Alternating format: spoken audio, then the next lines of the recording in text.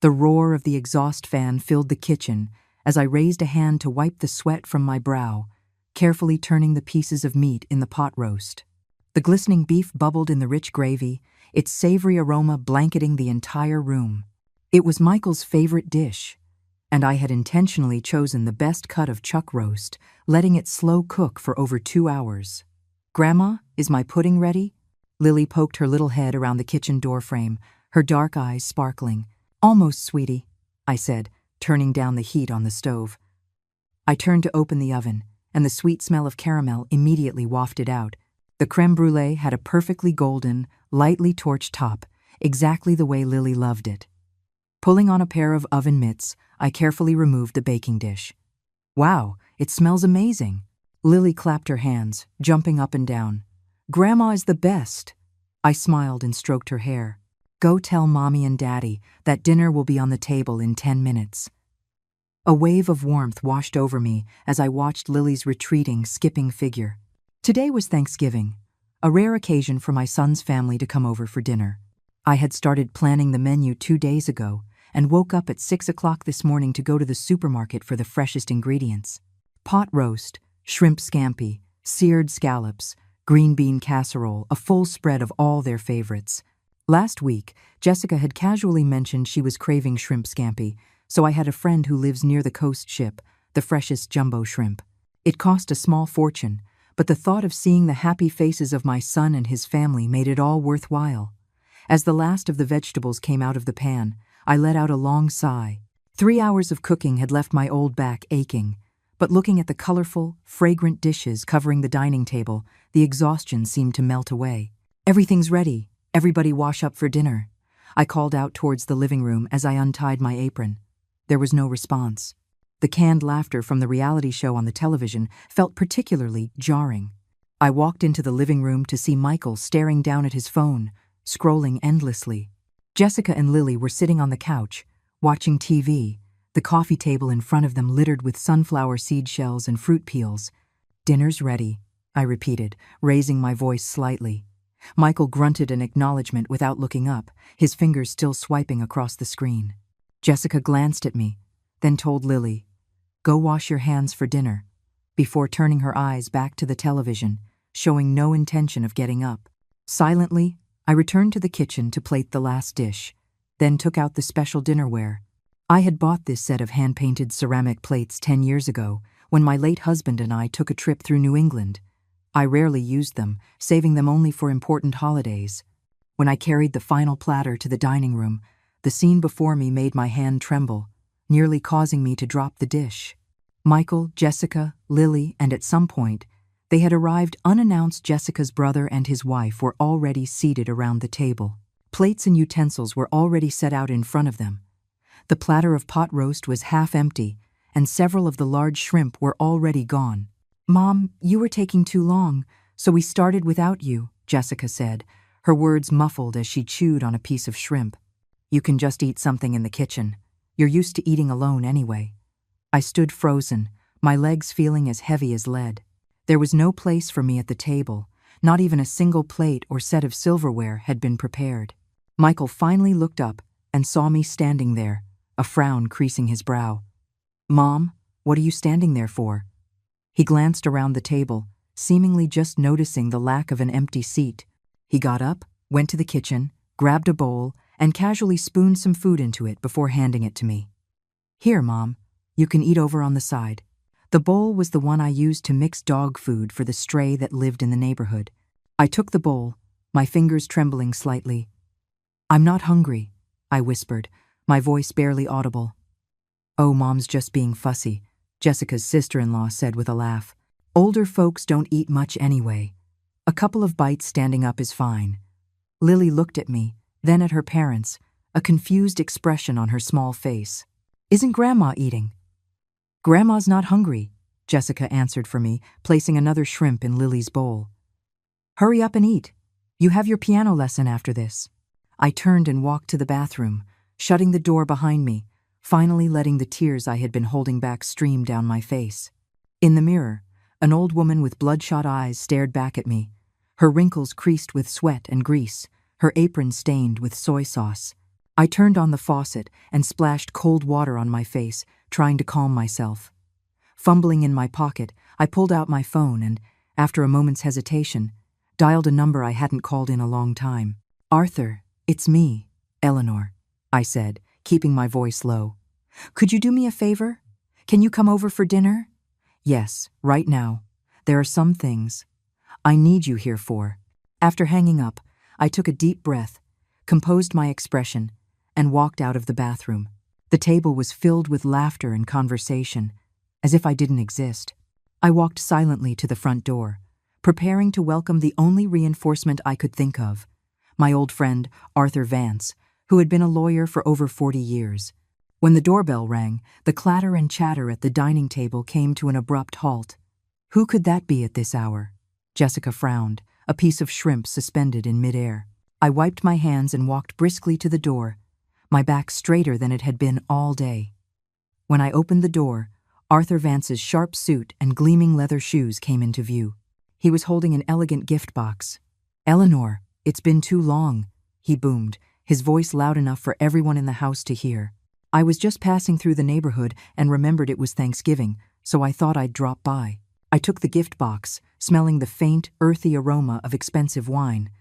Come in, we're just having dinner," I said, stepping aside with deliberate enthusiasm. Arthur walked into the living room, his gaze sweeping over the dining table. He immediately understood my situation, the feast-laden table, the jam-packed seats, and the still empty bowl in my hands that I hadn't had a chance to put down. "This is," Michael began, putting down his fork and rising uncertainly. "This is Arthur Vance, the attorney. He's an old high school friend of mine. He even held you when you were a baby," I explained. "Arthur, this is my son, Michael, my daughter-in-law, Jessica, my granddaughter, Lily, and Jessica's brother and his wife." Arthur offered a slight nod. "My apologies for interrupting your family gathering."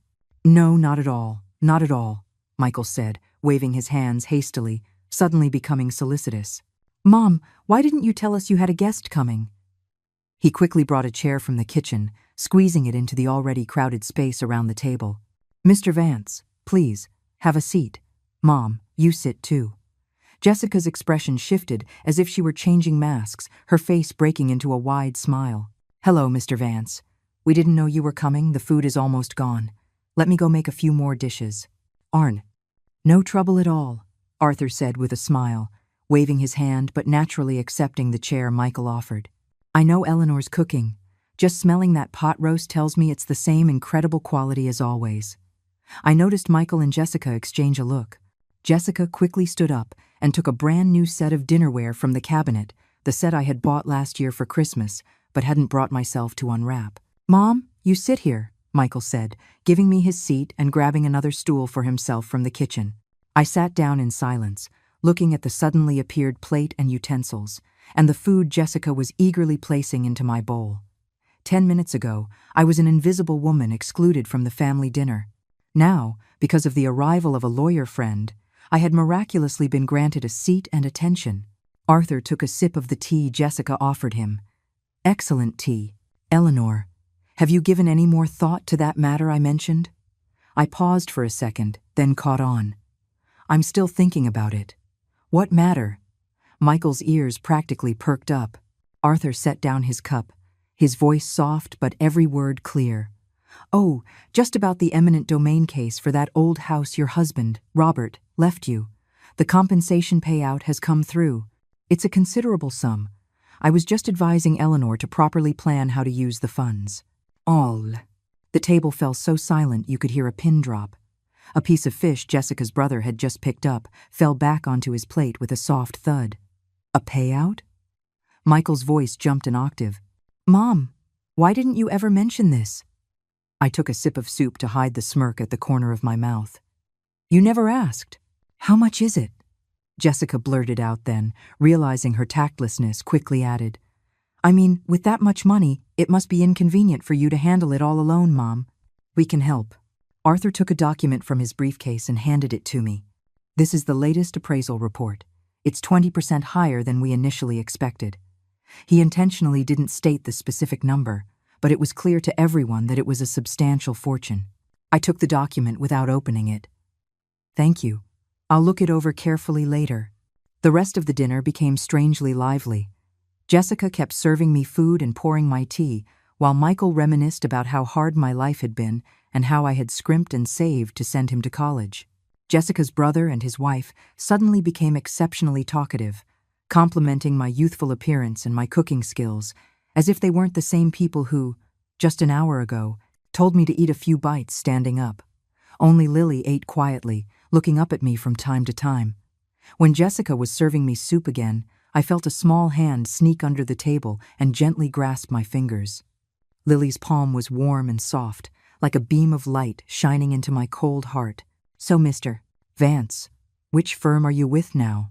Michael asked tentatively. "I have my own small practice. I mostly handle estate planning and inheritance law," Arthur said casually, but it made Michael's eyes light up. "Well, that's perfect. My mom is getting older. She really needs to plan her assets properly," Michael said, putting a piece of fish on my plate. "Eat up, Mom. You've gotten so thin lately." I almost laughed out loud. When was the last time Michael had cared if I was thin or fat? 3 years ago? 5? Before he got married? Arthur checked his watch. "It's getting late. I have another appointment, so I'll be going." As he stood up, he gave me a meaningful look. "Eleanor, think carefully about that matter. Call me any time if you need anything." I walked him to the door. He lowered his voice. "The situation is even more serious than you described." "Thank you, Arthur," I said sincerely. "I'll treat you to dinner another day. We can talk properly then." Returning to the dining table, the atmosphere was completely different. Michael and Jessica vied to ask about the payout, but I remained vague, only saying the final amount wasn't confirmed yet. Jessica's brother even suggested he could help me invest the money, guaranteeing high returns. "No need. I have Arthur to help me," I said, shutting them all down with one sentence.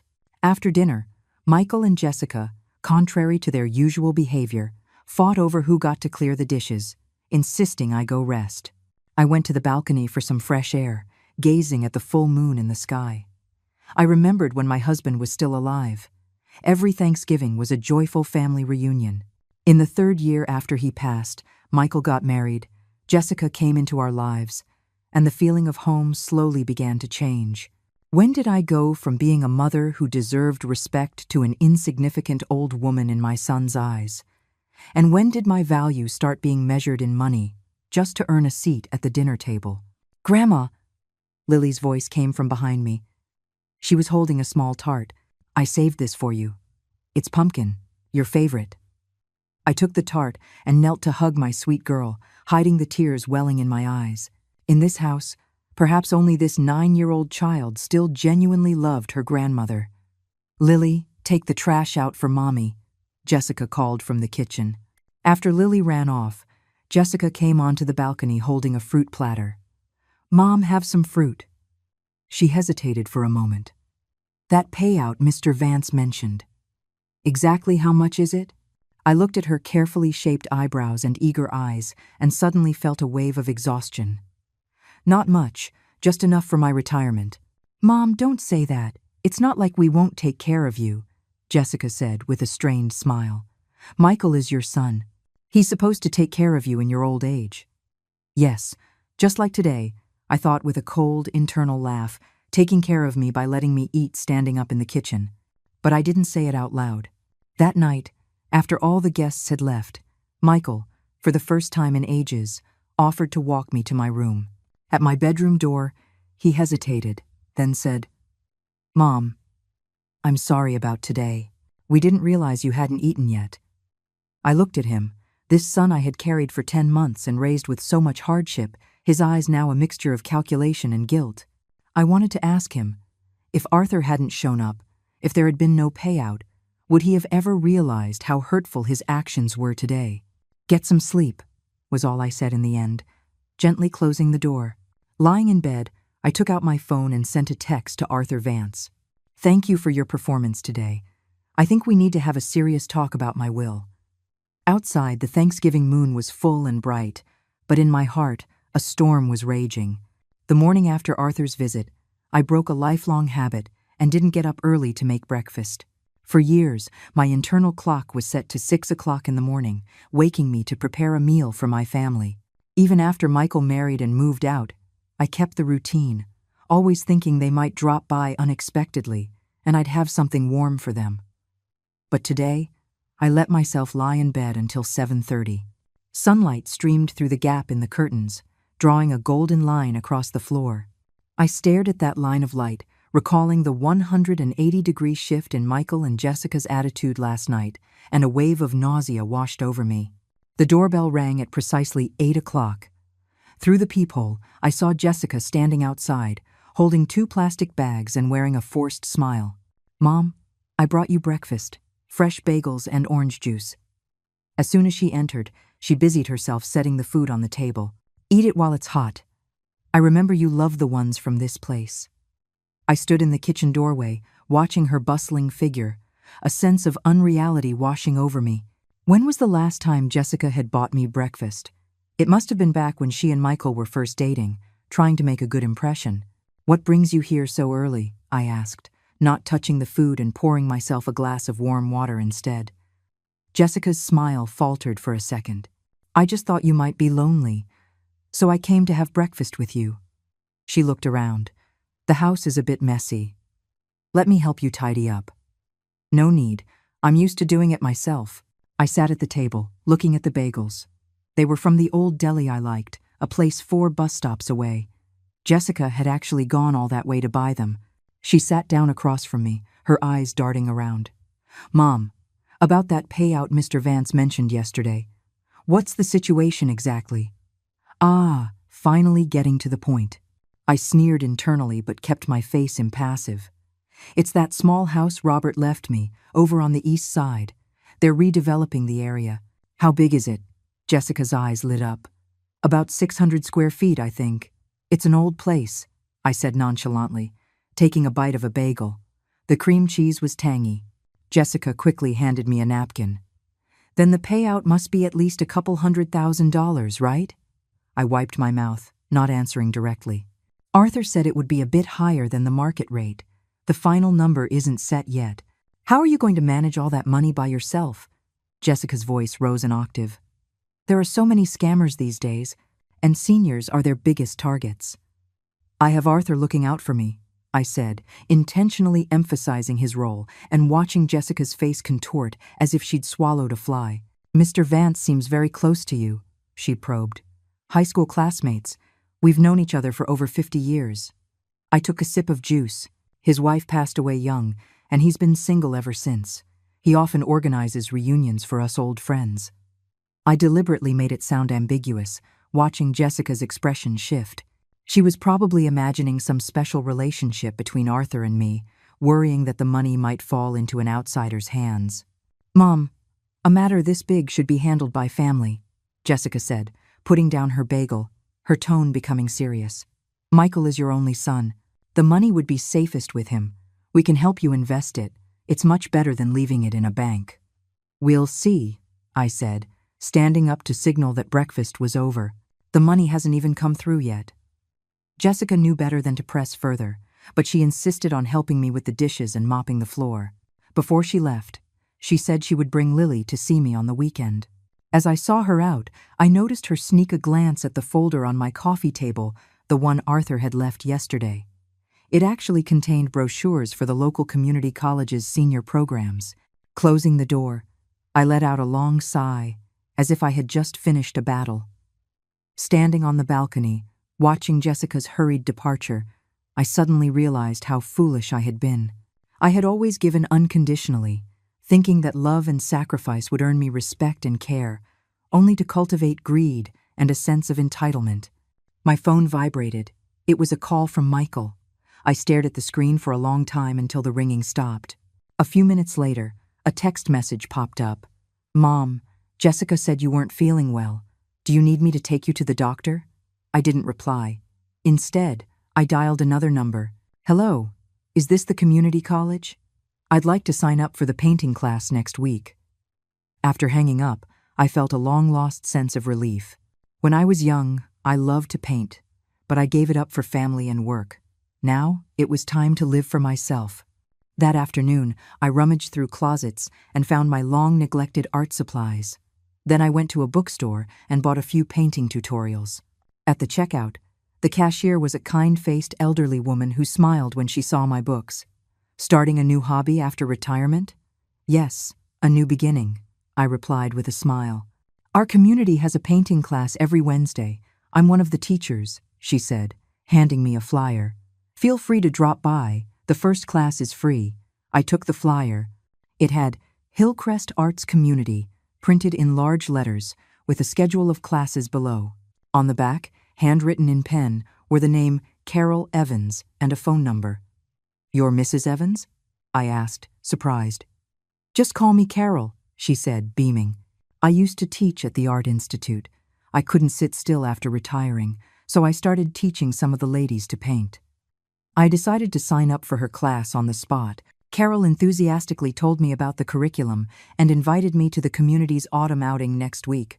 In our conversation, I learned that her husband had passed away years ago and her children lived abroad. She lived alone but had a rich and vibrant life. When you get old, you have to live even more brilliantly, she said. Her words were like a key, unlocking a door in my heart that had been shut for a long time. On my way home, I detoured to Arthur Vance's law office. He was with a client, so his secretary had me wait in the conference room. A rare guest, Arthur said as he entered, holding 2 files. Good thing you're here. I just organized some documents. He handed me a list detailing all my assets. The 3-bedroom condo you live in is worth about $450,000. The old house on the east side is projected to get a $180,000 payout. You have about $65,000 in savings and investments, plus some stocks and funds Robert left you. It adds up. I did a quick mental calculation and was surprised.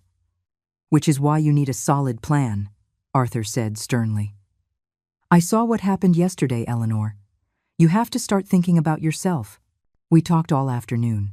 He advised me to first draft a will to clearly define the distribution of my assets and to consider setting up a trust fund to ensure my later years were secure, no matter what happened. Most importantly, he said, tapping the desk for emphasis, don't let them think they have you wrapped around their finger.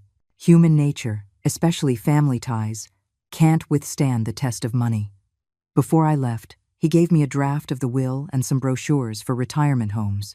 Take a look when you have time. Compare the environments and services. Good retirement communities have waiting lists years long. And I walked under the setting sun, holding the document folder, my shadow stretching long behind me. Passing a bakery, I went in and bought a slice of Black Forest cake, Lily's favorite, for her visit on the weekend.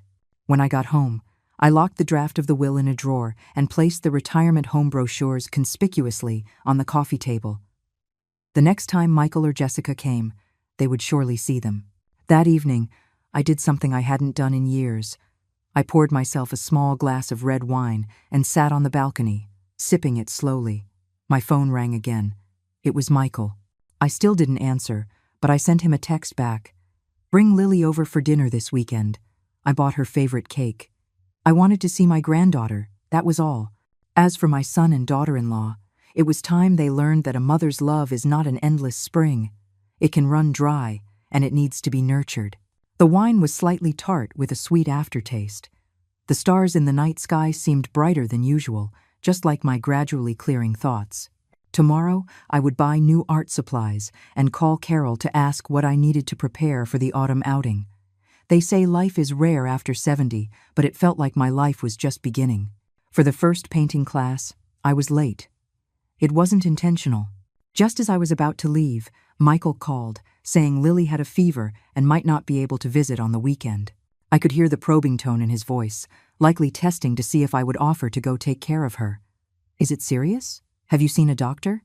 I asked while tying my silk scarf, my eyes fixed on the clock on the wall. We saw one. It's just a common cold. Michael paused. Jessica's been swamped at work, and I have a business trip tomorrow. Hire a sitter. You can book one on your phone now, I interrupted. I've signed up for a class at the college. It's the first day, and I'm about to be late. There was a few seconds of silence on the other end. Mom, when did you sign up for college classes? Last week, I answered curtly. I have to go. Give my love to Lily. I'll see her when she's better. Hanging up, I let out a long breath. In the past, I would have immediately dropped everything and rushed to my son's house to make soup, give medicine, and sit by Lily's bedside. But now, I chose to trust that they could handle their own family matters just as they had always assumed I could handle my own. By the time I arrived at the community center, the class had already been going for 20 minutes. I gently pushed open the door. Carol was explaining the basic techniques of watercolor painting. When she saw me, her eyes lit up. "Everyone, this is our new student, Mrs. Eleanor Hayes." A dozen gray-haired students turned to look at me in unison. I nodded awkwardly. Carol set me up at a seat by the window, where a new set of art supplies was already waiting. "People who are late have to perform a song," a cheerful, heavy-set woman with flashy earrings joked, drawing a round of laughter. "Brenda, don't scare our new classmate," Carol said with a smile, then winked at me. "Although we do have a tradition after class, newcomers have to introduce themselves and say why they came to learn to paint." The class proceeded in a relaxed atmosphere. Carol taught us how to hold the brush, mix colors, and observe still life. I clumsily tried to paint an apple, but it ended up looking like a smashed tomato. Brenda, the woman who had teased me, leaned over to look. "Pfft," she snorted with laughter. "Did a truck run over your apple?" She commented bluntly, but then handed me a fresh sheet of paper. "Here, let me show you. You start with the outline first." After class, I followed the tradition and introduced myself. When it came to why I wanted to learn to paint, I hesitated for a moment. I loved it when I was young but never had the chance to learn. Now, I want to do something for myself. This sentiment earned a round of understanding applause. When Carol announced the plans for an outdoor sketching trip next week, Brenda enthusiastically invited me to ride with her. By the time I left, I had a dozen new numbers in my phone and a message about the meeting time for the community's autumn outing. The following days, my life suddenly became busy and fulfilling. Painting class on Mondays, choir on Wednesdays, a book club on Fridays, and occasional get-togethers with old friends on weekends. I relearned how to use a smartphone, and with Carol's help, I signed up for Facebook and joined various senior activity groups. Michael and Jessica clearly noticed the change in me. Jessica started dropping by more frequently, always with some fruit or a prepared meal, and then she would subtly try to pry into my social activities and financial situation. I always received her warmly but skillfully evaded the key questions, instead chattering on about the interesting things in my painting class and the backgrounds of my new friends, especially the retired executives and professors. 2 weeks later, on a weekend, Lily was finally well enough to visit. The moment she entered, she threw herself into my arms. "Grandma, I missed you so much." I hugged her small, warm body tightly, smelling the faint scent of strawberry shampoo in her hair. Michael and Jessica followed behind, carrying large bags of nutritional supplements. "Mom, you're looking really well lately," Michael said, eyeing my new haircut and the lavender dress I had bought while shopping with Carol last week. "Yes, you look 10 years younger," Jessica chimed in, but her eyes kept darting towards my desk, where several unfinished watercolor paintings and some law books from Arthur were spread out. I pretended not to notice and took Lily's hand to the kitchen. "Grandma made your favorite mango pudding." At the dinner table, Michael brought up the news that his company might be having layoffs, his tone heavy. Jessica immediately jumped in, talking about the rising cost of living, the pressure of the mortgage, and how Lily's tutoring fees had gone up again. The two of them went back and forth as if they had rehearsed it. "Mom, about that payout," Michael finally got to the point. "It hasn't come through yet," I interrupted, putting a piece of fish on Lily's plate. "By the way, I'm going to Savannah for 3 days next week. The college is organizing it." "Savannah?" Jessica's voice went up. "You're going alone?" "With Carol and the others. There are over 30 of us, and a doctor is coming along," I said casually. "I've already paid. It would be a shame to miss it." Michael and Jessica exchanged a look. I could guess what they were thinking. The old lady is suddenly so active. What if she gets scammed out of her money?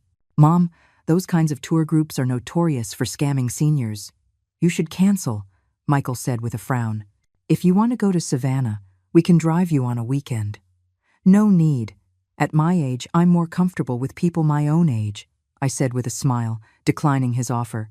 "You're busy with work, and Lily has school." Don't worry about me. End of troll. After dinner, Michael insisted on checking the house for any safety hazards, which was really an excuse to see where I kept my important documents. I let him look around while I painted with Lily on the balcony.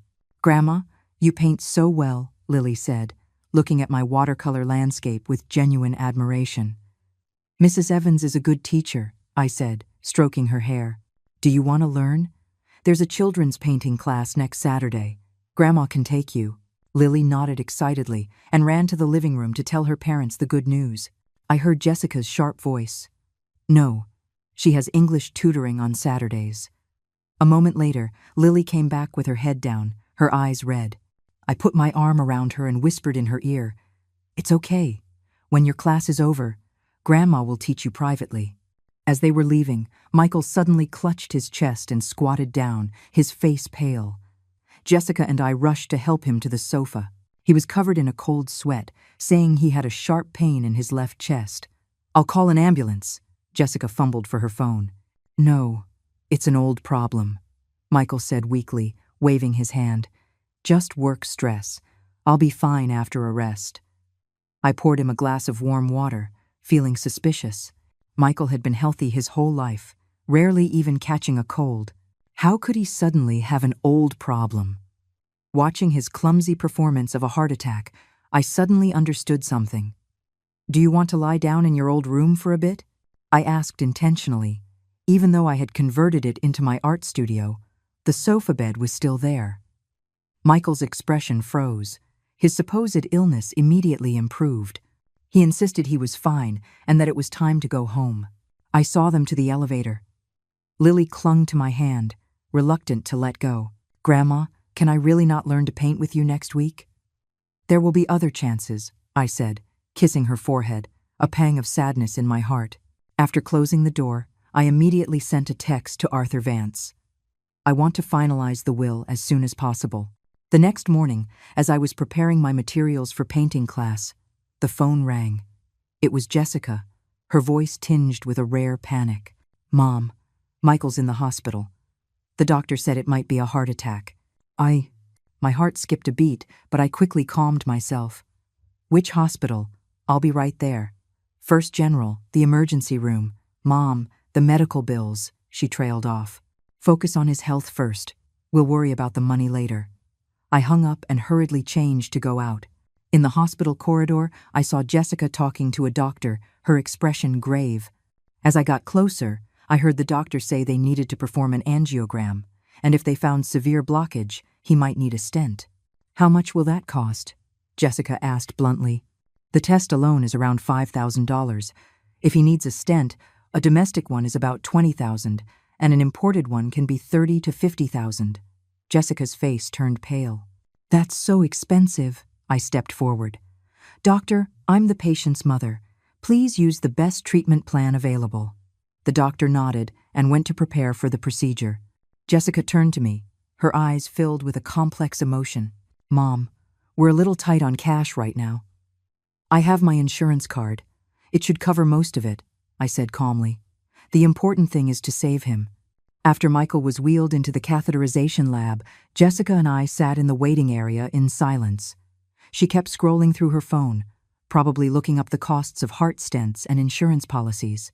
I, on the other hand, remembered a time when Michael was little and had a high fever. My husband and I stayed up all night, taking turns applying cool cloths to his forehead. Back then, what parent ever calculated the cost of their love? 3 hours later, the doctor came out and informed us that Michael did have a blockage in his coronary artery, but it wasn't severe enough to require a stent. For now, medication would suffice. Jessica and I both breathed a sigh of relief. "But he'll need to be hospitalized for a few days for observation," the doctor added. "Go ahead and pay the $10,000 deposit." Jessica looked at me, her expectation clear. I took out my insurance card and bank card from my wallet. "I'll go pay. You go stay with Michael." When I returned from paying the bill, I heard Jessica and Michael talking from outside the hospital room. "The doctor said he doesn't need a stent. That saved a ton of money," Jessica's voice said. "Did Mom pay for it?" Michael asked. "Do you have any idea how much she actually has in savings? Is that whole payout story real?" "It must be," Mr. Vance himself showed up. Mom's been out and about all the time now, hanging out with all those old folks. What if she gets scammed? I stood outside the door, my heart feeling like it had been stabbed. I knocked gently on the door, and the conversation inside immediately stopped. Pushing the door open, I saw Michael lying in the hospital bed, his color much better. "Mom, thank you," he said sincerely. "Get some rest." I adjusted the blanket for him. "I have plans to see an art exhibit with Carol, so I'm heading out. Call me if you need anything." Leaving the hospital, I didn't go to the art exhibit. Instead, I went straight to Arthur Vance's law firm. I needed to reconsider the contents of my will. The smell of hospital disinfectant still clung to my clothes. Arthur poured me a cup of hot tea. I held it in both hands but still felt a deep chill. "Is Michael okay?" he asked with concern. "A minor issue. The doctor said it's not serious," I said with a weak smile. But I heard his conversation with Jessica. I heard everything from outside the door. Arthur sighed and took a stack of documents from his drawer. Considering the latest developments, I've adjusted the draft of the will. I took the file and read it carefully. The new draft divided my main assets into 3 parts. The condo I lived in would be left to Lily, but with the stipulation that she could only inherit it at the age of 25. $100,000 from the payout would be used to establish an education fund for Lily, specifically for her future schooling. The remaining portion would be donated to the community senior center. "And your son and daughter-in-law?" I asked. "Completely excluded," Arthur said, pushing up his glasses. "Based on what you've described, they only care about your money, not you as a person." I was silent for a long time. The tea grew cold. Outside, the sun was bright, and the sparrows in the trees chirped cheerfully, a stark contrast to the state of my heart. Lily is still so young. If I'm gone, and she's with parents like that, my voice choked. "The education fund will be managed by an independent trust to ensure the money is only used for her studies," Arthur explained. "As for the house, it will be managed by her guardian until she comes of age, but it cannot be mortgaged or sold." I nodded and signed the document. Arthur said it still needed to be notarized and signed by 2 other witnesses to be legally effective. Carol and Brenda can be the witnesses, I suddenly thought. They were both retired public servants with good reputations. "Excellent idea," Arthur smiled. "It seems you've made some true friends." Leaving the law firm, I didn't go straight home. Instead, I went to the community center. Wednesday afternoon was choir practice. I needed the sound of singing to dispel the gloom in my heart. Carol was at the piano, leading everyone in vocal exercises. When she saw me, she stopped the practice. "Eleanor's here. Let's welcome her." Dozens of silver-haired seniors applauded warmly. Someone handed me a sheet of music, and someone else made room for me. I joined the sopranos, and as the piano played, we began to sing "Amazing Grace." The clear, soaring melody washed over me, cleansing my spirit. For a moment, I forgot the unpleasantness at the hospital. After practice, Carol pulled me and Brenda into a small meeting room. I briefly told them about Michael's hospitalization and the will. They agreed to be witnesses without hesitation. "I've seen it all before. Some of these young people treat their parents like ATMs, Brenda said indignantly. "My son is the same. Last year, he insisted I sell my house to fund his startup. When I refused, he didn't visit me for 6 months. "Eleanor, you did the right thing," Carol said, patting my hand. "Leaving the property to your granddaughter is the best choice. At least it ensures she won't be at the mercy of her parents in the future." The 3 old women walked out of the community center together, their shadows stretching long in the setting Sunday. I suddenly realized that true family doesn't have to be bound by blood, but by those who stand by you when you need them most. The next day, I went to the hospital to see Michael, bringing him his favorite rice pudding that he loved as a child. As I pushed open the door to his room, I heard a fierce argument inside. "Why should my mom pay for it? Didn't your parents always brag about how much money they make in their business?" It was Michael's voice. "My parents' money is for my brother's wedding," Jessica retorted sharply. "Besides, your mom's payout is coming through any day now. What's the big deal about covering some medical bills?" I stood at the door, hesitating. Finally, I knocked gently. The argument inside stopped abruptly. "Mom, you're here?" Michael managed a weak smile. I placed the thermal container on the bedside table. I made some rice pudding. Eat it while it's warm. Jessica stood by the window, her face sullen. The atmosphere in the room was so thick you could cut it with a knife. "When did the doctor say you can be discharged?" I asked, breaking the silence. "Tomorrow, if the test results are normal," Michael answered, not daring to look at me. "The hospital bill," Jessica suddenly began. "I've already paid it in full," I said calmly. "You two don't need to worry." Jessica and Michael exchanged a look. I could guess what they were thinking. The old lady is being so generous, the payout must be a huge amount. "Mom," Michael started, then stopped. "Thank you. No need to thank me. You are my son," I said, emphasizing the last 3 words, hoping he would understand their meaning. Before leaving, I told him I had canceled my trip to Savannah for the weekend because I wanted to wait for him to be discharged. He was visibly relieved, probably thinking I had changed my mind and returned to my old self. But the truth was, I had just rescheduled my flight. I was going alone. I needed time and space to think about the rest of my life. On Saturday morning, as I was leaving with my small suitcase, Michael and Jessica suddenly appeared at my door, saying they were there to take me to their house to recuperate for a few days. "No, thank you. I have plans to go to Savannah with Carol," I said calmly. "Mom, you're at an age where it's dangerous to travel alone." Michael raised his voice. "What if something happens?" "I am 72, not 7, I said, looking him straight in the eye. "For the past 40 years, I've dedicated my entire life to this family. Now, I want to live for myself for once." Michael was speechless. Jessica, on the other hand, snatched my suitcase. "Mom, Michael just got out of the hospital. Can't you be a little more considerate?" Just as we were at a standstill, the elevator doors opened, and Carol and Brenda stepped out. "Eleanor, the car is waiting downstairs." "Oh, hello," Carol said, nodding politely at Michael and Jessica. "Who are you?" Jessica asked warily. "We're Eleanor's friends. We're going on a trip to Savannah together," Brenda said cheerfully. "You must be her son and daughter-in-law. Don't worry, we'll take good care of her." Jessica's face darkened. "Mom, you'd rather go out with strangers than spend time with your own family?" "They are not strangers," I said softly. "For the past few months, they've painted with me, sung with me, read with me. They've been there whenever I needed them. And you too." I didn't finish, but the meaning was clear. Michael's face turned pale, and he let go of my suitcase. "Mom, you've changed," he said in a low voice. "Yes, I have," I replied, taking back my suitcase.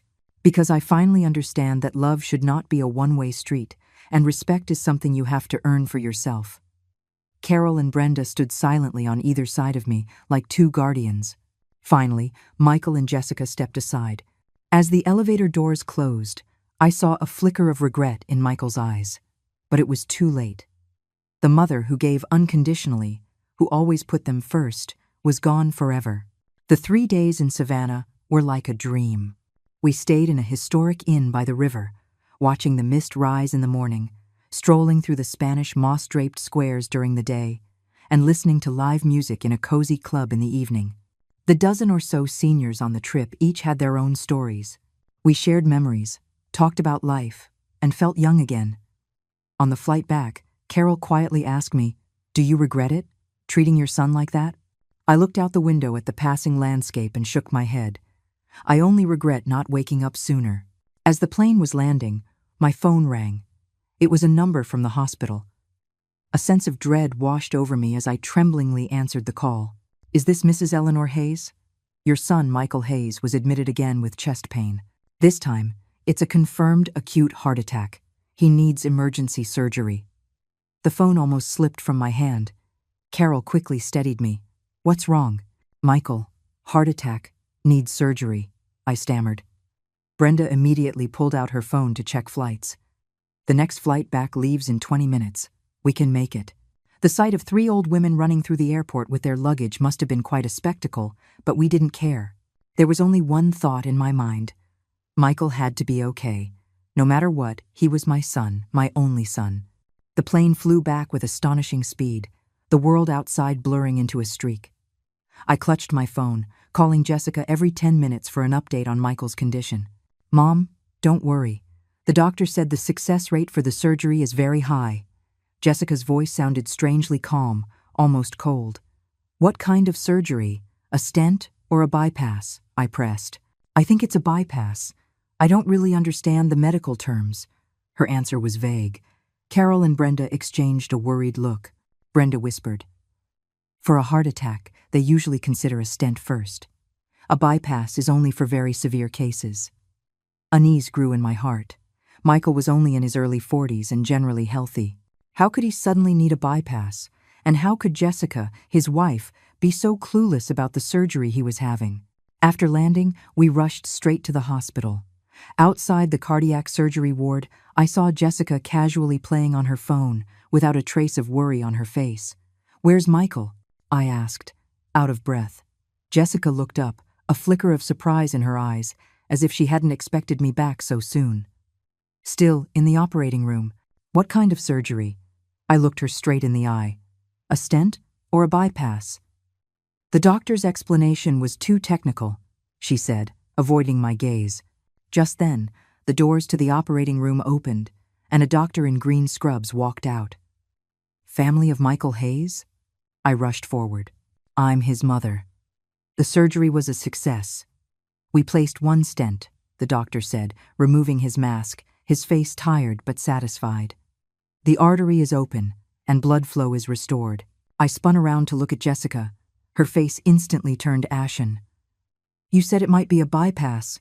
My voice trembled. Jessica stammered, unable to speak. The doctor looked at her, confused. "Why would you think that? The patient's condition didn't warrant a bypass at all. We decided on a stent from the beginning." After the doctor left, Jessica finally broke down. "Mom, I didn't mean to. I really didn't understand the medical terms." "You weren't even at the hospital, were you?" I asked coldly. "You don't even know what kind of surgery your own husband had." Jessica's silence confirmed my suspicion. Carol and Brenda tactfully said they would go buy some necessities, leaving the two of us in the hallway. "Mom, Jessica was about to explain when her phone rang. She glanced at the screen and quickly hung up. "Who was that?" I asked. "Wrong number," she said, hastily shoving her phone back into her purse. But in that split second, I saw the name on the screen. My love.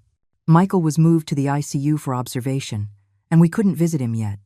Jessica said she was going home to get some clean clothes and left in a hurry. I sat on the bench outside the ICU, exhausted. When Carol and Brenda returned, they insisted I go home to rest while they took turns waiting at the hospital. I gratefully squeezed their hands. The friends I had made in the last 6 months were more reliable than the family I had known for decades. Back home, I took a hot shower, trying to sort through my thoughts. Jessica's strange behavior, the mysterious phone call, her indifference to Michael's condition, all signs pointed to a possibility I didn't want to believe. The next morning, when I returned to the hospital, Michael had been moved to a regular room. He was pale, with monitor wires attached to his chest. When he saw me, a complex emotion flickered in his eyes. "Mom, you came back from Savannah?" he asked weakly. "I heard you were sick and came back right away." I took his hand. It was frighteningly cold. "How are you feeling?" "Much better, just a little sore in my chest," he managed to smile. "I'm sorry for ruining your trip." That apology made my nose sting.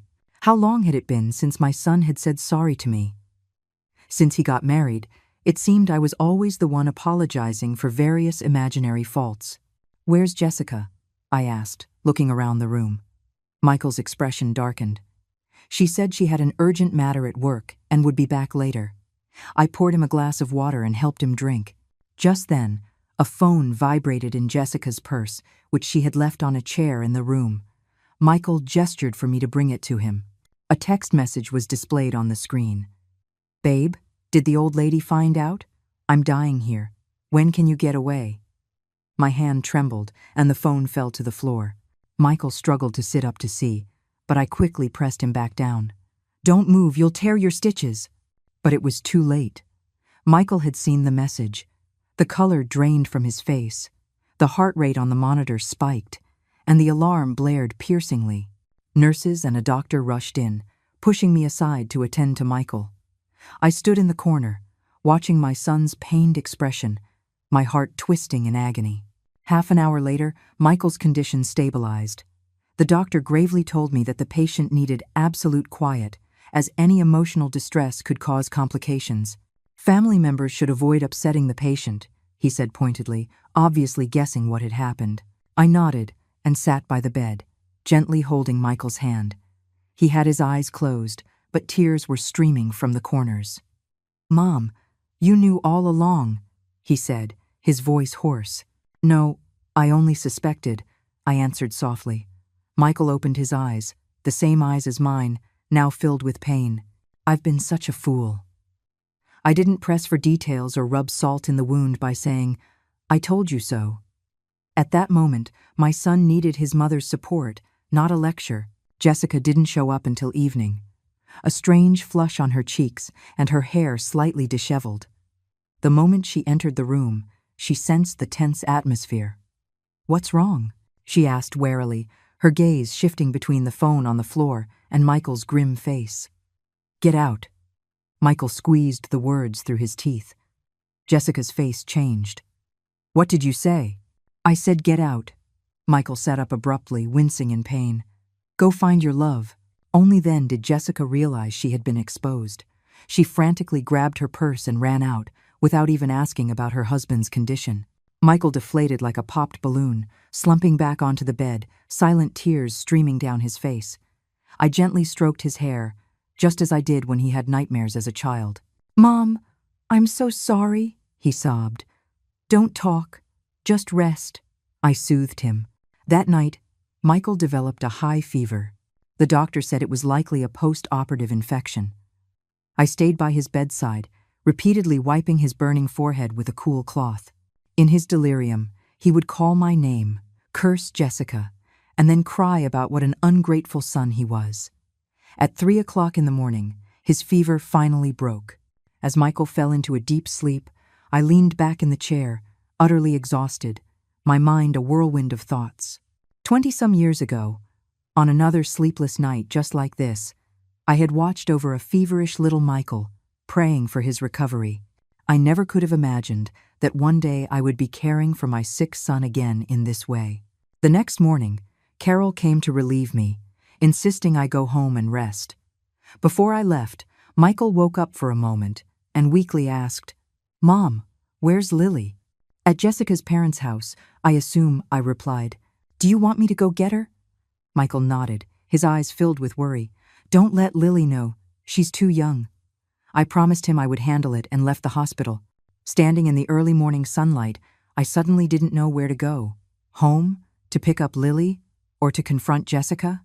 In the end, I decided to go to Michael's house first, to get some clothes and toiletries for him.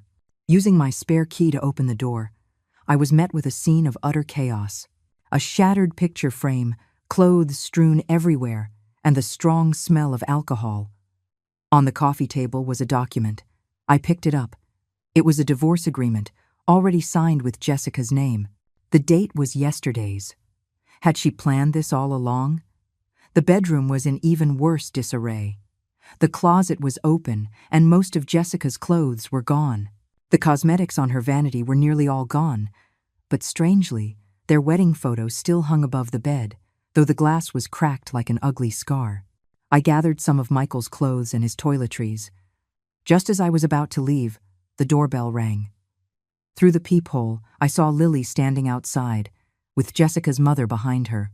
"Grandma said Dad is sick and told me to get her iPad." Lily said as soon as she came in, her eyes red, clearly having been crying. I knelt and hugged her. "Daddy is fine. He'll be home in a few days." Jessica's mother stood at the door, her expression grim. "Eleanor, my daughter has her reasons. Please don't talk about this in front of Lily." "You want a divorce, that's your business," I cut her off coldly. "But don't hurt the child." "Grandma, what's a divorce?" Lily asked, looking up at me. My heart tightened, unsure how to answer. But Jessica's mother said directly, "It means your mommy and daddy are going to separate, and you might live with your mommy from now on." Lily froze for a few seconds, then burst into tears. "No, I want my mommy and my daddy." I held her tight, glaring at Jessica's mother. "Are you satisfied now?" The woman left awkwardly, leaving me with a crying Lily. It took a long time to soothe her. I promised to take her to see her dad, and she gradually calmed down. "Grandma, is Mommy leaving us?" she suddenly asked in the taxi on the way to the hospital. "Of course not," I said with a forced smile. "Mommy just has some things to take care of. Grandma said Mommy has a new boyfriend, so she's moving out." Lily's words were like a knife in my heart. "What's a new boyfriend?" I was shocked by the shamelessness of Jessica's family, telling such things to a child. Taking a deep breath, I tried to explain as calmly as possible. "Sometimes adults have disagreements, just like when you argue with your friends. But no matter what happens, Mommy and Daddy both love you." Lily nodded, seeming to understand, and leaned against me. I stroked her hair, my heart filled with a mix of emotions. This innocent child was about to bear the pain caused by the mistakes of adults. At the hospital, Michael put on a brave face for Lily. Father and daughter snuggled together, watching cartoons. The scene was both heartwarming and heartbreaking. When they weren't looking, I quietly took a picture and sent it to Arthur Vance with a message. "Change of plans. The will needs to be revised again." He replied quickly. "Understood. By the way, Jessica was at a law firm this morning consulting about divorce asset division." I let out a cold laugh and turned off my phone. The sun was shining brightly outside, illuminating the father and daughter embracing on the hospital bed. No matter what happened, at least in this moment, the three of us were a whole family. The day Michael was discharged, Jessica finally showed up. She was wearing a brand new dress, her hair freshly styled in waves, and her makeup was as elaborate as if she were going to a party. As soon as she entered the room, she got straight to the point. "Did you sign the agreement?" Michael, who was packing by the bed, didn't even look up. "Signed. The house is yours. We split the savings, and I get custody of Lily." "Where's Lily?" Jessica looked around, as if just realizing her daughter wasn't there. "She's on a school field trip. She won't be back until tonight," I answered for him. "Do you really have to do this?" Jessica sneered. "Mom, don't play the saint. If it weren't for your stupid will, Michael wouldn't have had a heart attack, and we wouldn't be in this mess." I stared at her in shock, unable to believe she could twist the facts so completely. Michael shot up, his face livid. "What are you talking about? It was you." "What about me?" Jessica looked at him defiantly. "Do you dare say it in front of your mother?" Michael deflated like a punctured balloon and sat back down, holding his head in his hands. It was then I understood. Jessica knew Michael didn't want me to know she had cheated on him, and that's why she was being so brazen. "All right, it's all settled. I'm leaving," Jessica said, picking up the signed papers and turning to leave. "Wait," I called after her. "Does Lily know you're moving out?" Jessica paused. "I'll explain it to her." "How will you explain it? That you're abandoning your family for your new lover?" I couldn't help but ask. Jessica's face paled. "Mom, you—" "Enough," Michael suddenly roared. "Both of you, just stop." The room fell silent. Jessica took the opportunity to leave quickly, the clicking of her heels on the floor sounding like a string of mocking laughter. On the way home, Michael was silent, staring out the window. Lily sat between us, clutching both our hands tightly, as if afraid we would disappear if she let go. "Daddy, when is Mommy coming home?" Lily asked timidly. Michael took a deep breath. "Sweetheart, Mommy is going to be living somewhere else from now on." "Why?" Lily's eyes instantly filled with tears. "Is it because I wasn't good?" My heart felt like it was being torn apart. Michael pulled the car over, turned, and hugged his daughter. "No, sweetheart, you are wonderful. It's a problem between Daddy and Mommy." "Then make up," Lily cried. "I'll be extra good from now on. I won't make Mommy angry." Michael could no longer control himself and broke down, sobbing as he held Lily. I sat beside them, my vision blurred by tears. At that moment, I hated Jessica, hated her for so cruelly hurting this innocent child. Back home, I made Lily's favorite mac and cheese, but she only ate a few bites before saying she was full. After Michael managed to get her to sleep, he hid on the balcony, smoking. He had quit 5 years ago. "Mom, what do I do?" he asked, his voice hoarse, as he extinguished his third cigarette. I handed him a glass of warm water. "First, take care of yourself and Lily. The rest will fall into place. I'm such a failure, he said with a bitter laugh. A failed husband, a failed father, and a failed son. I took his hand. Life is long. Everything will be okay. That night, Michael and Lily slept in the same bed, father and daughter holding each other. I sat on the living room sofa and sent a message to Arthur. Please remove all mentions of Jessica from the will, but keep the education fund for Lily. The next day was Saturday. I suggested we take Lily to the park to get her mind off things. Michael said he had an urgent matter at work and told us to go ahead. I later found out he went to meet Jessica and her new lover, a personal trainer 5 years her junior. Around noon, while we were having a picnic in the park, Michael called. His voice was unusually calm. Mom, can you stay out with Lily a little longer? Come home later. Did something happen? I asked, alarmed. No, nothing. The house is just a mess. I'm cleaning up, he said vaguely. At 4 o'clock in the afternoon, when we returned home, we found the living room transformed. The walls were freshly painted, new curtains hung in the windows, and even the furniture had been rearranged. Michael was sitting on the floor, covered in sweat, surrounded by tools. Daddy! Lily ran to him excitedly. Our house looks different. It sure does, sweetheart, Michael said, smiling as he hugged her. New life, new beginning. I later learned that Michael had gotten rid of everything in the house that reminded him of Jessica, the wedding photos, souvenirs. Even the nail holes in the walls were meticulously filled and painted over. His decisiveness was both heartbreaking and comforting. That evening, after Lily was asleep, Michael finally broke down. He knelt before me, crying like a child. Mom, I'm so sorry. All these years, what I did to you. I'm a monster. I helped him up, gently patting his back. It's all in the past. No, it's not. He shook his head. That day at the dinner table, I made you eat on the side. How could I? You probably weren't thinking clearly then, I said softly. But I should have been, Michael said emotionally. You're my mother. You sacrificed so much for me my whole life. He haltingly recounted his journey over the years, how he had gradually distanced himself from me under Jessica's influence, how he had been blinded by the pressures of life, and how he had only come to his senses after learning of Jessica's affair. Mom, can you forgive me? He asked, his eyes filled with tears. I didn't answer immediately. Instead, I took a photo from my wallet. It was a picture of the three of us on his 6th birthday. In the photo, a smiling Michael sat between my late husband and me, in front of a cake with 6 candles. After your father passed, you were all I had, I said softly. A mother's love for her child never needs the word forgiveness. Michael held the photo, his tears falling onto the yellowed paper. At that moment, it was as if I saw that little boy who needed my protection all over again. In the days that followed, the three of us formed a strange, temporary family. Michael took an extended leave from work to care for Lily, while I handled the cooking and housework. Every evening, we would take a walk together, then come home to watch cartoons or do a puzzle. It was simple, but warm. A month later, Jessica called unexpectedly, saying she wanted to see Lily. Michael hesitated but eventually agreed. On the day of the visit, Lily excitedly put on a new dress. But when she came back, she was silent and didn't eat her dinner.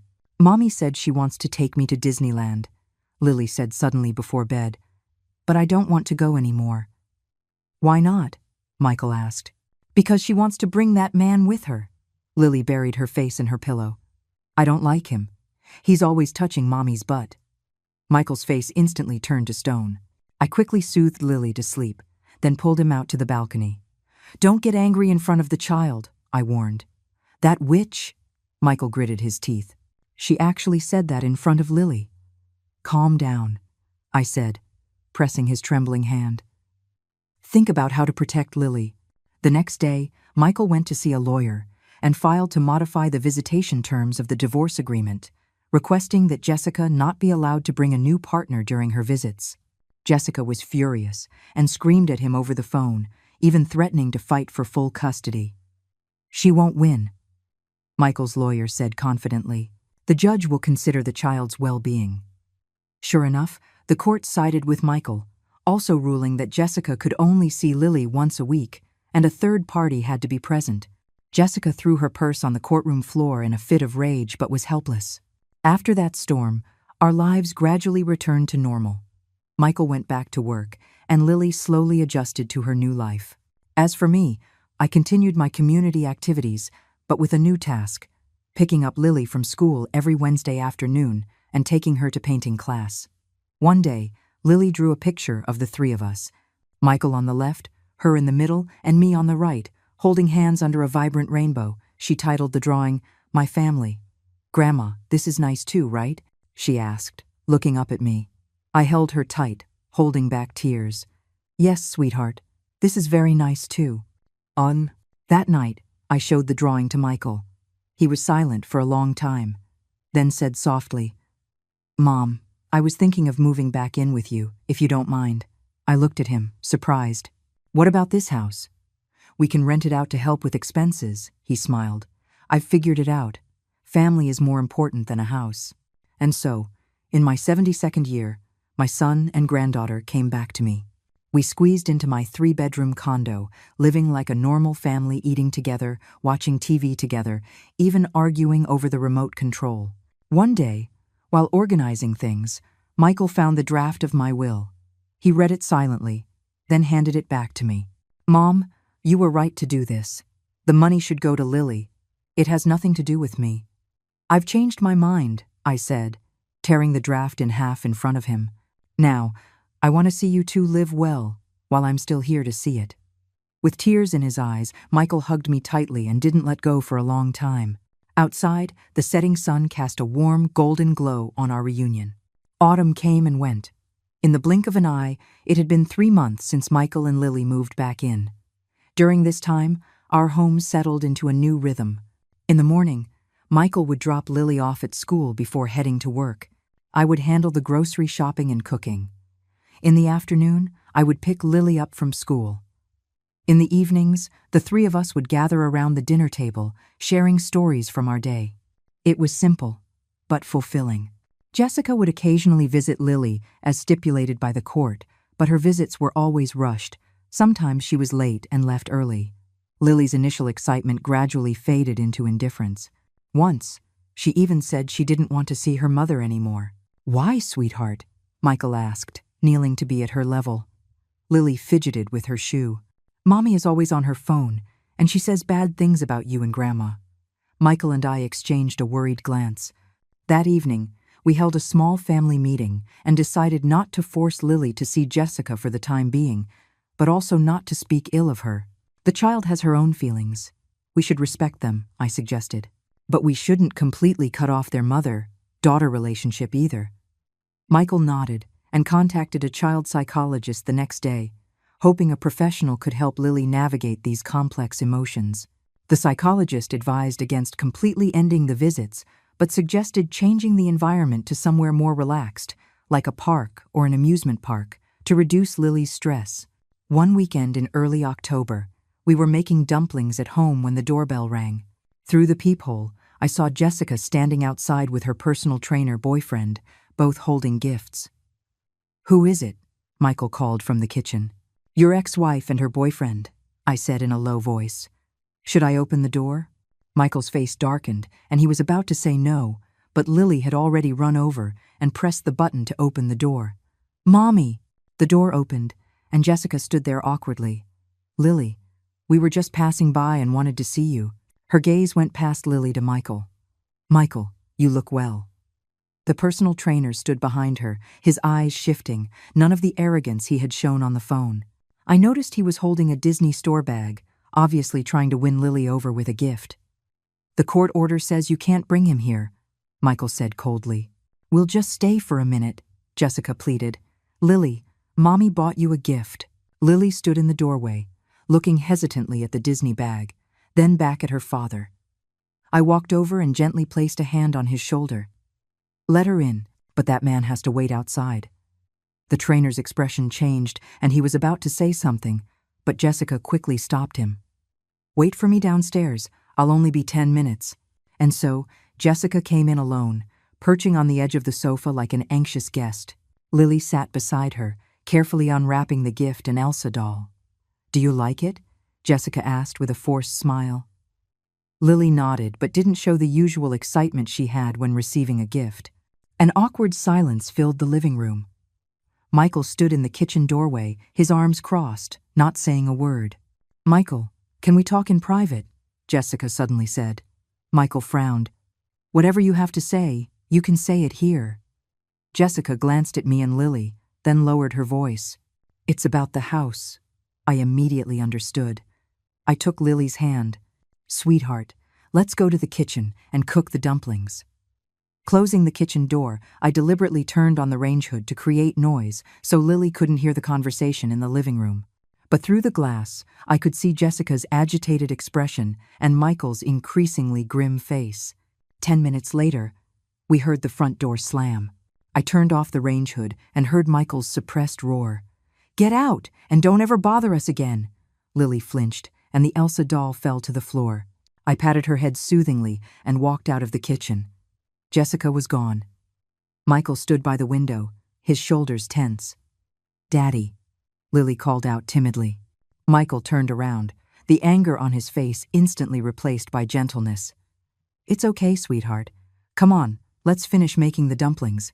Ender 4. That night, after Lily was asleep, Michael told me what had happened. Jessica and the personal trainer had broken up. He had not only scammed her out of her money, but had also been physically abusive. Now she was homeless and wanted to move back into their old house. "I refused," Michael said, rubbing his temples wearily. "The house is already rented out. The lease is for a year." "Where will she stay?" I asked. "With her parents, I guess," Michael sneered. "Serves her right." I didn't say anything more, but I had a feeling of unease. Knowing Jessica's personality, she wouldn't give up so easily. Sure enough, a week later, my phone rang late at night. It was Jessica, her voice choked with sobs. "Mom, please help me." It turned out the trainer had taken almost all her savings, and now she didn't even have money for a hotel. Her parents refused to take her in because of the divorce. She was at the end of her rope. "Mom, I know I have no right to ask you, but you're the only one who can help me," she cried on the phone. I glanced at the clock, 1:14 in the morning. Michael had an important meeting tomorrow and was already asleep. I quietly put on a coat, grabbed my wallet and keys, and left a note saying I had to step out. In a 24-hour coffee shop, I met a disheveled Jessica. Her makeup was smudged, her hair was a mess, and there was a bruise on her cheek. "Did he do that?" I asked, pointing to her face. Jessica nodded in shame, fresh tears welling up.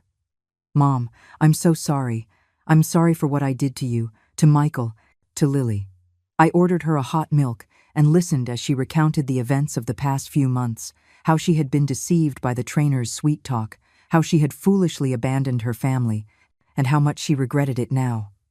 "Mom, I know I was wrong. I really know I was wrong," she said, grabbing my hand like a lifeline. "Can you forgive me?" I pulled my hand back and asked calmly, "What do you want? Money? A place to stay? Or to get back with Michael?" A glimmer of hope appeared in Jessica's eyes. "I want to see Lily, and if Michael could forgive me." "Impossible," I said flatly. "Michael will not accept someone who betrayed him." "But Lily needs her mother," Jessica said desperately. "She needs a responsible mother, not a selfish one," I said coldly. "Jessica, you hurt everyone. Now you have to face the consequences." In the end, I gave her enough money for a week at a hotel and the contact information for several women's shelters. When she took the money, the disappointment and resentment in her eyes were barely concealed. "Mom, you're so cruel," she said through gritted teeth. "No, I'm just not soft anymore," I said, standing up. "This is the last time I will help you. From now on, you're on your own." On the way home, the autumn wind rustled the fallen leaves on the sidewalk. I looked up at the star-filled sky, thinking of the "my family" drawing Lily had made. There was no place for Jessica in that home anymore. The next morning at breakfast, Michael saw the note I had left, but didn't ask any questions. It wasn't until after he dropped Lily off at school that he finally spoke.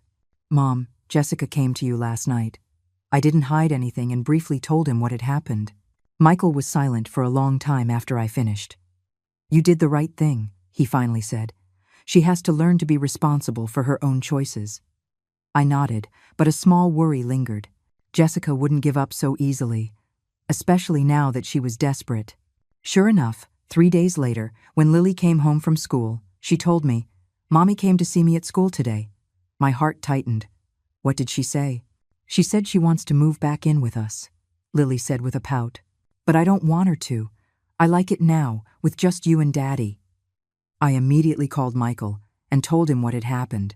He contacted the school right away and requested that from now on, no one except me or him could pick up Lily without his prior written permission. That evening, we held another family meeting and decided to tell Lily the truth, but in a way she could understand. "Sweetheart, Mommy made some bad choices, and now she's very sad," Michael explained patiently. "But Daddy and Grandma will protect you and keep you safe." "I know," Lily said seriously. "Mommy wanted me to tell the judge that I want to live with her so she could move back in, but I don't want to lie." Michael and I looked at each other in shock. Jessica was actually coaching her child to lie in court? This was beyond a moral issue. It could be illegal. The next day, Michael went to confront Jessica directly, warning her that if she tried to use or influence Lily again, he would file to have her visitation rights completely revoked. Jessica became hysterical, even threatening suicide, but Michael was unmoved. "She's lost her mind," he said wearily when he came home. "She's not the Jessica I used to know. People show their true colors when they're pushed to the edge," I sighed. "It's just that her true colors are so disappointing." End of 2. After that incident, our lives returned to a state of calm. Jessica seemed to have finally accepted reality. Her visits became regular and restrained, and she no longer made unreasonable demands. Lily gradually adapted to the new family dynamic and even won first place in a school essay contest with a piece titled "My Favorite Family," where she wrote about Michael and me. At the end of November, my 72nd birthday arrived quietly. That morning, I woke up to an empty house. On the dining table was a card. "Grandma, Daddy and I are preparing a surprise. Be back at 12 o'clock sharp. Love, Lily." I smiled and shook my head, made myself a cup of tea, and sat on the balcony to read. Around 11 o'clock, the doorbell rang. I thought it was them, back early.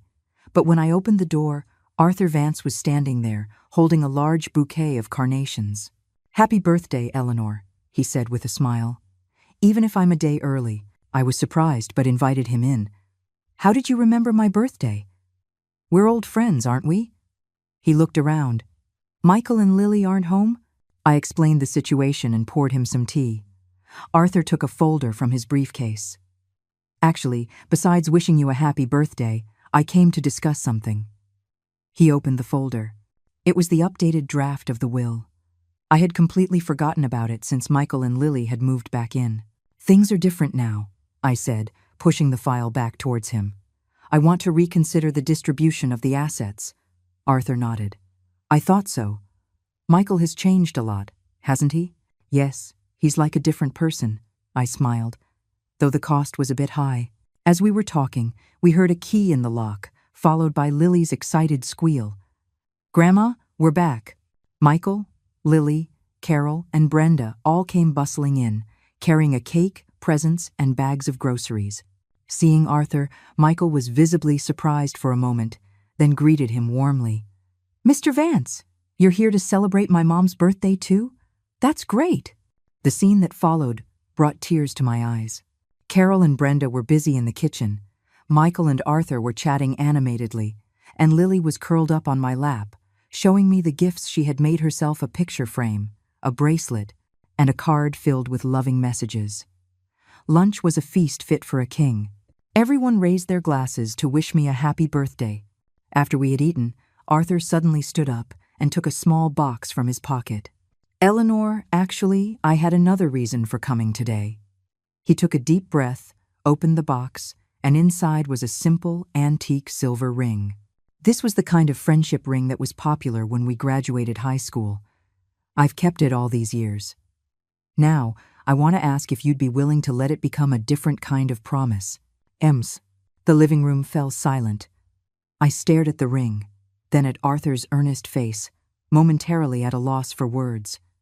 "Wow, is Grandma getting married?" Lily's exclamation broke the silence. Michael's expression shifted from shock to confusion, and finally to understanding and support. "Mom, if you're willing, I fully support you." Carol and Brenda were giggling on the side, clearly in on it. I then realized that today's surprise was more than just a birthday party. "Arthur," my voice trembled, "this is all so sudden." "We've known each other for over 50 years, Eleanor," Arthur said gently. "I'm not asking for us to live together day and night. I just hope to have the right to take care of you for the rest of our lives, to walk with you to the end." I looked at this man who had quietly watched over me since we were teenagers, then at the expectant faces of my friends and family around me, and a wave of warmth washed over me. But in the end, I gently shook my head. "Arthur, I'm deeply touched, but I can't accept." The room was silent again. Arthur's smile froze on his face. Michael frowned in confusion, and Lily let out a disappointed, "Ah." "It's not because of you," I quickly explained. "It's because I'm very content with my life right now. I have Michael and Lily, and I have wonderful friends like you. I don't want to change anything." Arthur was silent for a moment, then smiled in understanding. "I get it. I'll hold on to the ring. If you ever change your mind, just let me know." He put the ring away and continued eating and chatting as if nothing had happened. The atmosphere quickly returned to being lively, but I noticed Michael looking at me with a new, thoughtful expression. After the party, when all the guests had left, Michael helped me clean up.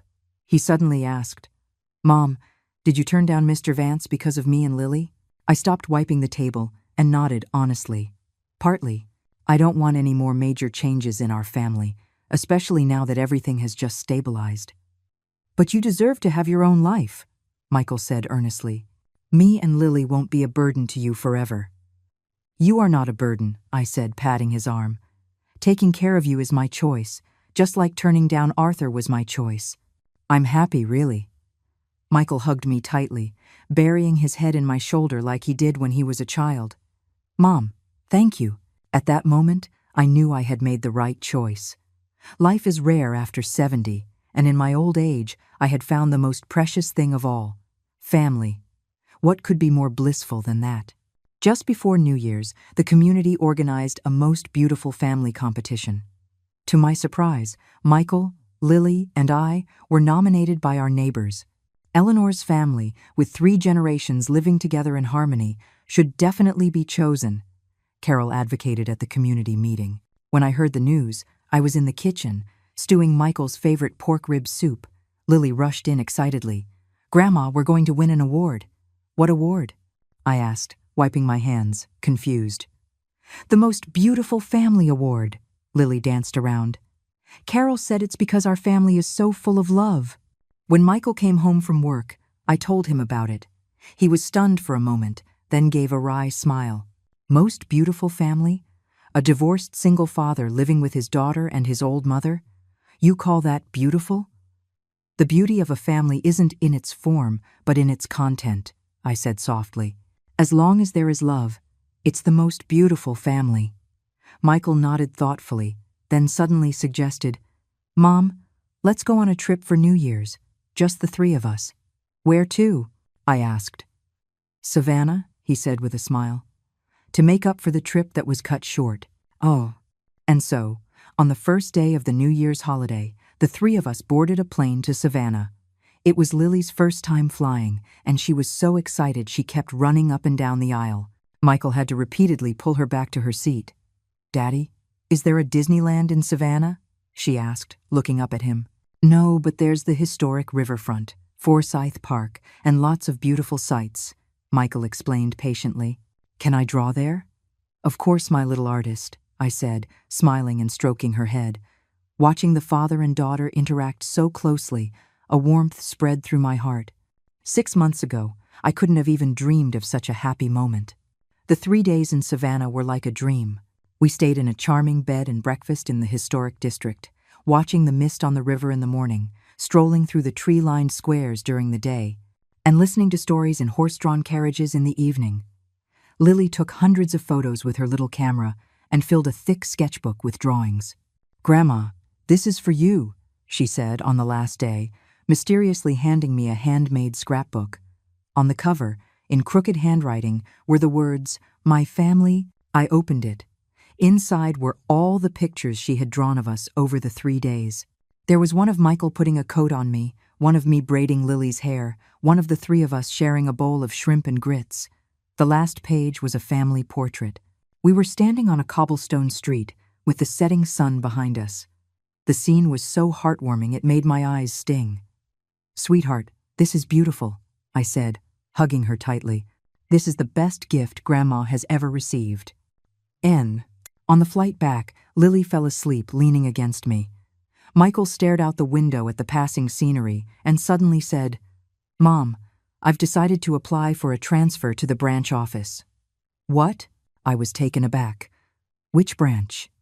"Seattle," he said softly. "There's a new project there. The pay is good, and they provide housing assistance." My heart tightened. "What about Lily?" "That's what I wanted to talk to you about," Michael said, turning to me, his eyes pleading. "I want to take Lily with me, but I was also hoping that you would come with us." I was silent. Seattle, that distant city in the Pacific Northwest, meant a new environment, a new climate, far away from the home I had known for over 70 years. "Mom, I know this is a selfish request," Michael said, taking my hand. "But Lily and I both need you. Besides, the climate in Seattle is mild. It would be good for your arthritis." I looked at the sleeping Lily in my arms, then at Michael's hopeful face, and I didn't know what to say. "Give me some time to think about it, okay?" I finally said. Michael nodded and didn't press the issue. But in the days that followed, the decision weighed on me like a stone. I quietly asked Carol and Arthur for their opinions. Carol supported the move, while Arthur advised me to think carefully. "The pace of life in Seattle is fast, and the weather is very rainy. You might not adapt well," Arthur said bluntly. "But on the other hand, being with your son and granddaughter is a rare blessing." While I was hesitating, the unexpected happened. On a rainy day in mid-January, I went to pick up Lily from school and slipped and fell at the school gate. I remember the sharp pain, Lily's crying, and the teacher's shouts, and then I lost consciousness. When I woke up, I was in a hospital bed, my right leg in a cast, elevated high in the air. Michael was sitting by my bedside, his eyes red, clearly having been crying. "Mom, you're awake," he said, his voice hoarse. "Where's Lily?" I asked weakly. "Brenda took her home," Michael said, taking my hand. "The doctor said you fractured your hip. You'll need to rest for 3 months." I tried to move my right leg, and a sharp pain made me gasp. "Don't move," Michael quickly held me down. "The doctor said if it doesn't heal well, you might need a wheelchair." Artine. The room fell silent. For someone in their 70s, recovering from a fracture is difficult enough, let alone a hip fracture. "What about the Seattle job?" I asked softly. Michael shook his head. "I've already turned it down. Nothing is more important than your health." I closed my eyes, tears streaming down my cheeks, not from the pain, but from the guilt. I had become a burden to my son again. During the 2 weeks I was in the hospital, Michael shuttled between work and the hospital, looking more and more exhausted. Lily visited me every day after school, bringing me her drawings and snacks from school. Carol and Brenda took turns helping me, giving me sponge baths and massages. Arthur was in charge of communicating with the doctors to ensure I received the best care. The day I was discharged, the doctor gave a stern warning. "She needs 24-hour care for at least 2 months." Michael nodded without hesitation. "I'll take good care of my mom." But reality was much harder than we imagined. We lived in an old building with no elevator, on the 4th floor. Michael had to carry me up and down the stairs, and he was drenched in sweat each time. Basic needs, like bathing and using the toilet, all required his help. One evening, I heard Michael on the balcony, on the phone. "Mr. Thompson, I'm really sorry. My mom can't be left alone right now. I understand it's a rare opportunity, but family is more important." I lay in bed, my tears soaking the pillow. When I was young, I had sacrificed my career and dreams for my family. Now, my son was repeating my path. The next day, I asked Michael to take half a day off from work, saying I had something important to discuss. When he sat by my bed, I handed him an envelope. "What's this?" he asked, confused. Brochures for a rehabilitation center, I said calmly. I've decided to stay there for a while. Michael jumped up as if he'd been burned. No, I will never send you to a nursing home. Hear me out, I said, taking his hand. This is just temporary. Your job opportunity in Seattle is too good to pass up because of me. I can stay at the center for a few months. Once my leg is better, I can decide whether to move to Seattle or come back here. Mom, Michael's voice choked. How could I? This isn't abandonment. It's a rational choice, I said firmly. Arthur recommended that place. It's very nice and has professional nursing care. You go to Seattle and get settled. If you like it there, you can come get me. If not, you can come back. Either way, we have options. Michael was silent for a long time, then finally nodded, his eyes red. In the days that followed, we began preparing for this new plan. Michael contacted the company in Seattle, and luckily, the position was still available. I, with Arthur's help, visited the high-end rehabilitation center. The environment was beautiful, and the facilities were excellent. Lily was both nervous and excited about moving and changing schools. At the end of February, everything was ready. Michael would take Lily to Seattle first to get settled, while I would check into the center and decide what to do after my leg healed. The night before they left, the three of us squeezed into my big bed, just like when Michael had first gotten divorced. Lily was already asleep, her small hands clutching our clothes, as if afraid we would disappear. Mom, Michael said softly in the darkness. I'm a little scared. Scared of what? I asked. Scared of repeating my father's mistakes. His voice trembled. After he passed, you raised me all by yourself, sacrificed so much. Now I'm a single father too. I reached out and stroked his hair, just as I did when he was little. You are much stronger than your father. At least you know how to cherish your family. Michael leaned his head on my shoulder, crying silently. I began to hum his favorite lullaby from his childhood until his breathing became deep and even. Moonlight filtered through the curtains, illuminating the sleeping faces of the father and daughter. I gently kissed their foreheads, my heart filled with both reluctance and relief. Life is a continuous cycle of reunions and farewells. The important thing is that we have learned how to love each other. The next day, Michael and Lily left for the airport with their luggage. Arthur drove me to the rehabilitation center. I was quiet the whole way. Regretting it? He asked. I shook my head, just feeling a little emotional. The center was indeed nice. I had a private suite with a floor-to-ceiling window facing the garden, and a dedicated caregiver helped me with my physical therapy every day. But no matter what, it wasn't home. Michael called every day. Lily would excitedly describe their new home and new school on video calls. The Seattle sunshine shone through the phone screen, brightening my northern winter. 3 weeks later, one afternoon, my caregiver was pushing me in my wheelchair to the garden to sunbathe. The spring breeze was gentle, and a few sparrows hopped around on the lawn. I closed my eyes to rest. Then I heard a familiar voice. Grandma, we're back. I opened my eyes in disbelief. Michael and Lily were standing in front of me, travel-worn but smiling brightly. What? Why are you back? My voice trembled. Michael knelt and took my hand. Mom, Seattle is nice, but it's not our home. Lily and I talked it over. Nothing is more important than being with you. But your job. I've requested a transfer back to my old position. The salary is lower, but it's enough, he said with a smile. And I have a surprise for you. Just then, Arthur walked up from behind, holding a set of keys. Eleanor, welcome home. It turned out that while I was in the hospital, Michael had secretly contacted Arthur and asked him to help rent a ground-floor apartment in my building so I could get around in my wheelchair easily. They had kept it a secret from me, wanting to give me a surprise. Now, let's go home, Michael said, pushing my wheelchair. Lily, help Grandma with her bag. And so, after less than a month at the rehabilitation center, I returned to my familiar neighborhood. It wasn't my old apartment, but the ground-floor unit had a small yard and plenty of sunlight. Michael had even installed grab bars and non-slip mats in the bathroom.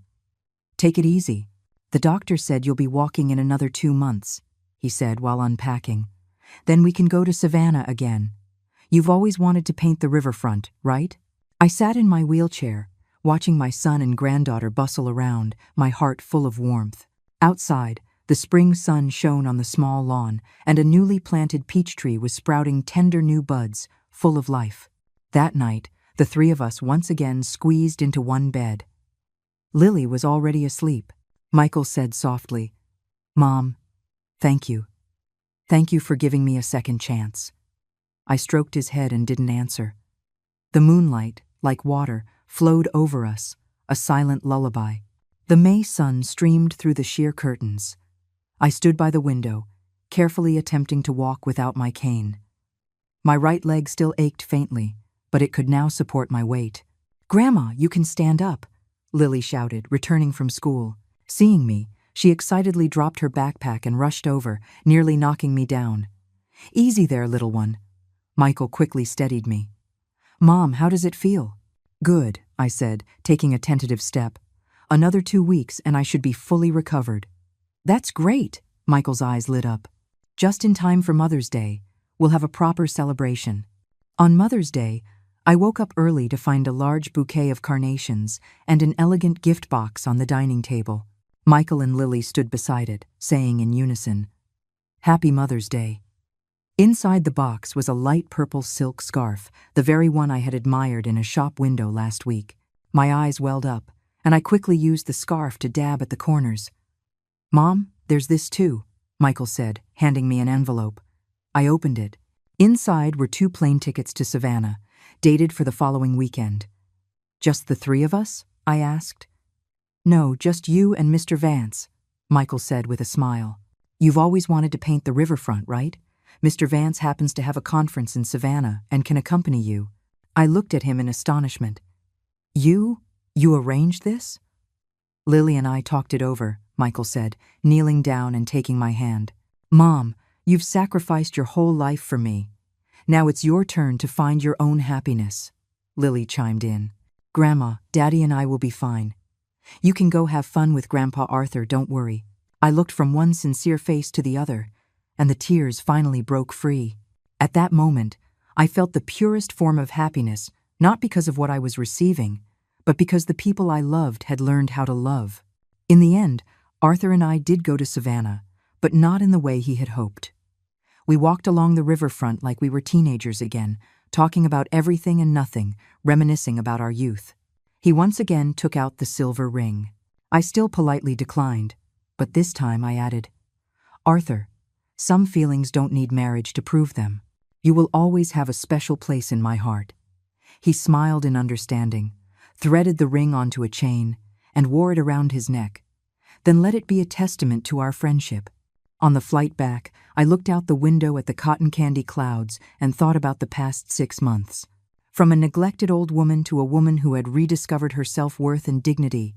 From the indifference of my son and daughter-in-law to Michael's current thoughtfulness and understanding. From a lonely old age to being surrounded by so many people who genuinely cared for me. Life had given me so many surprises and taught me the most valuable lesson.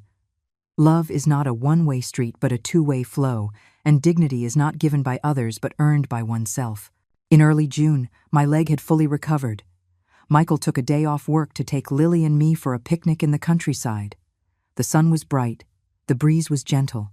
We lay on the picnic blanket, watching the clouds change shape.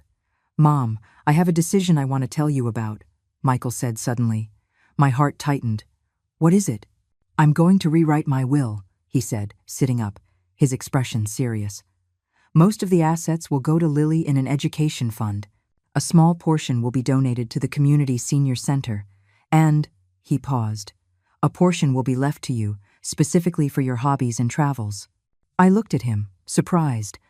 Wasn't this exactly what I had planned in my original will? "Don't get me wrong," Michael explained hastily. "I'm not after your money. It's just that after everything that has happened, I understand the true meaning of assets. They should be used to secure the lives of the ones you love, not to become a source of conflict." I smiled with relief. "Good son, you finally understand." Lily, who had been listening with a puzzled look, asked, "Daddy, what's a will?" Michael pulled her into his arms.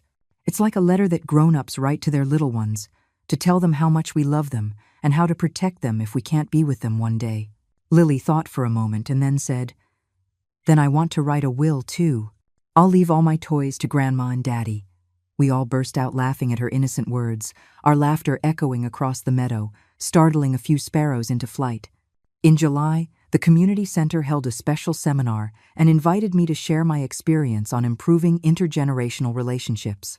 Standing at the podium, I looked at the dozens of seniors and their children in the audience and began slowly. What elderly people want is simple: a seat of their own at the dinner table, and to hear their family say with sincerity, "Mom, you first." I recounted my experiences of the past 6 months, from the family dinner where I had no seat to our now regular weekly family meals, from being treated as invisible to being genuinely respected and loved. Some in the audience laughed, some cried, but most were deep in thought. After the speech, a young woman came up to me. "Ma'am, you're so right. I think I often neglect my own mother's feelings." I patted her hand. "It's not too late. You can start changing now." That evening, Michael and Lily prepared a celebratory dinner for me. At the table, Michael pulled out the chair at the head of the table. "Mom, you sit here." I shook my head and pointed to the seat next to it. "No, I'll sit here today." "Why?" Michael asked, confused. "Because today, the spotlight is on you and Lily," I said with a smile. "Thank you for giving me the courage to love and be loved again." Michael's eyes turned red. Lily ran over and hugged me tightly. "Grandma, I'll always love you the most."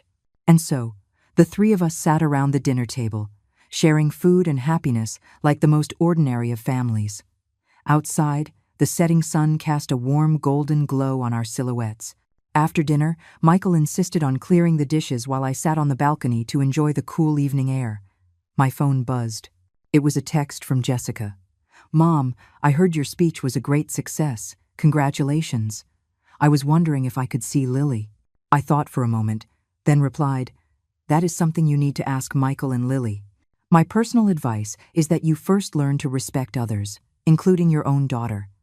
After sending the message, I felt a sense of release. Forgiveness does not mean condoning, and understanding does not mean compromising. I had finally learned that lesson. The summer night breeze gently caressed my face, carrying the scent of gardenias. From the living room, I could hear the laughter of Michael and Lily, and the sound of cartoons on the television. It was all so ordinary, yet so precious. I looked up at the star-filled sky and whispered, "Robert, do you see this? Our son has grown up. Our granddaughter is lovely, and I've finally learned how to be a good mother and a good grandmother without sacrificing myself." A shooting star streaked across the night sky, gone in an instant, but it lit up my heart. They say life is rare after 70, and my story was just beginning to write its most beautiful chapter.